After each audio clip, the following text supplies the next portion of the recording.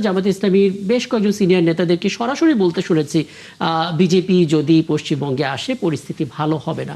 ঢালাওভাবে বলে দেওয়াটা কি ঠিক হচ্ছে নাকি অপেক্ষা করাটা উচিত ছিল?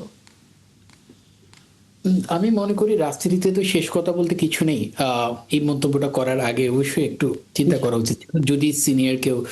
তবে আমার মনে হয় জামাত ইসলামী থেকে অফিসিয়াল কোনো না, মন্তব্য অফিসিয়াল কোনো মন্তব্য আসলে বিভিন্ন প্রোগ্রামগুলোতে আছে। বলা হচ্ছে। তবে হ্যাঁ, এই আশঙ্কাটা কিন্তু কিছুটা তো সত্য হচ্ছে বটে, কারণ একটা পরিবর্তন যখন হয় তখন যেহেতু 21 বছর আমরা বলছি কি, আরেকটা হিসেবে দেখা যাচ্ছে প্রায় 79 বছর পর বিজেপি আসছে।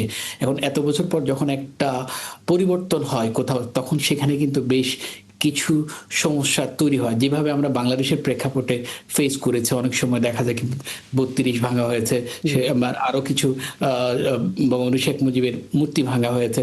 ঠিক তেমনি এখানে দেখা যাচ্ছে লেলিনের মূর্তি ভেঙেছে, যদিও বা ওনারা এটা জেএনজির কথা বলছেন, কিন্তু আমরা তো সব জায়গায় দেখছি গেরুয়া কাপড় পরেই ভাঙছে। সবচেয়ে বড় হচ্ছে বুল্ডোজারের একটা আতঙ্ক, সেটা হয়তো সত্যজিৎ দার কাছে ইনফরমেশন গুলো নেই, কিন্তু আমরা যা দেখছি এগুলো কিন্তু একটা নেগেটিভ বার্তা বহন করছে, কারণ আমরা তাদের প্রতিবেশী, এবং এটার একটা ইফেক্ট কিন্তু আমাদের না, জনমনে মানে এটা এটা আসলে অনেকে এটা বলার চেষ্টা করছেন যে 5 আগস্টের পর থেকে শুরু করে 8 আগস্ট পর্যন্ত দেশ জুড়ে একটা তাণ্ডব চলছিল বাংলাদেশে।